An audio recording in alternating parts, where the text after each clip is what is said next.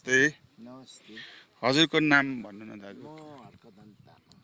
हर्कदन तामाङ। ए यो गुफा पाताल चाहिँ कसरी नामाकरण भएछ दाजु? यो गुफा पाताल चाहिँ हामीले यो जुन पर्यटन क्षेत्र बनाउने बेलामा यसको इतिहासहरू खोज्ने क्रम जाँदाखेरि लाप्चाहरूको पहिला किपट, हजुर, अन्त लाप्चाहरू यहाँ ध्यान बस्ने जग्गा भनेर बुझियो सर। ए यो भनेपछि त धेरै अगाडि, धेरै सय वर्ष अगाडिको ठाउँ पो रहेछ त है? 200-250-300 वर्षको कुरा। ए त्यही लेप्चाहरू गुफा बसेको हुनाले अहिले चाहिँ गुफा पाताल चर्चित भयो। हजुर, त्यसलाई गुफा पाताल रहेछ भनेर हामीले गुफा पाताल नै नामाकरण गरेको हो। यो कति वर्ष भयो हजुर यो थाल्नु भएको, पर्यटकीय क्षेत्र बनाउनु भएको छ? रमाइलो रहेछ। थाल्नु त हामीले 61-62 सालतिर सुरु गर्यो, तर यथार्थ गर्नु चाहिँ 62 साल वैशाख 15 गते संस्था दर्ता गऱ्यौँ। संस्था 1 रुपैयाँ दिने भने यहाँ हजुर अनुदान 1 रुपैयाँ हामी चन्दा गरेर किन्यौँ। 2 रुपैयाँ सुरु गरियो।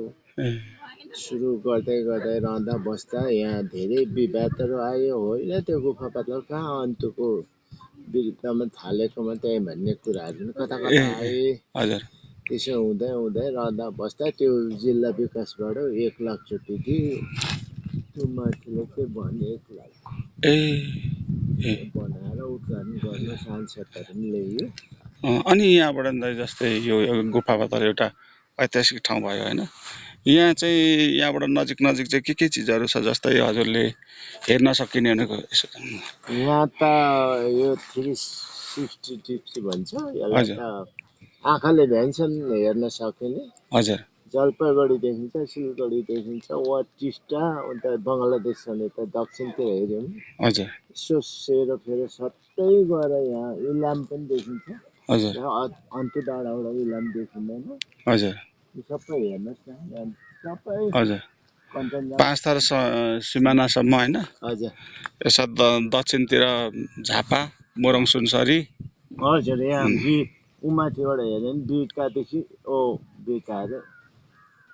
बिटादेखि पर दमकदेखि मुनि पानी चल्केको सबै देखिन्छ। दुर्बिन लाएर हेर्नु भने चाहिँ हामी विराटनगर पनि देख्न सक्छौँ डाँडाबाट। ए हजुर। अनि यो नजिकको नि यो जस्तै अन्तुको अघि भन्दा यो अन्तुको चाहिँ खास अर्थ के रहेछ? श्री अन्तु अहिले भनिन्छ। लाप्चा भाषाबाट नै यो अथु भनेको अग्लो। ए हजुर। अन्त त्यसलाई नै पछि अन्तु हुनु भएर यो अन्तु भयो। हजुर। नाम राखेको छ एउटा खोलाले छ अन्तु खोला भनेर। हजुर। अन्त यो त सबै लाप्चा भाषा। यो करफोक भनेको चाहिँ तुसारो मात्रै पर्ने, हिउँ पर्ने जग्गाहरू सेतो हुने र करफोक। ए लाप्चा भाषा। करफोक भनेको लाप्चा भाषा। हजुर। लाप्चा भाषा नि त्यो कटेबुङ, यो सल्लेरी भन्छ। सल्लेरी सोलु सल्लेरीको राईहरू आएर सल्लेरी भयो न। यो पचेबुङ, शिरबुङ, तकपत सबै लाप्चा भाषा तपाईँको। कन्याम्भी भनेको रहेछ। कन्याम्भी भनेर चाहिँ लाप्चा भाषाबाट। कन्याम्भी भनेको चाहिँ ठोट्नेको डुकहरू आउँछ। सागलाई भी भन्दो रहेछ लाप्चाले। ए हजुर। अन्त त्यो कन्याम भनेको चाहिँ ठोट्ने त्यो कन्याम्भी भनेको चाहिँ हो ठोट्नेको। हामी त्यो खाने पनि गर्छौँ नि त।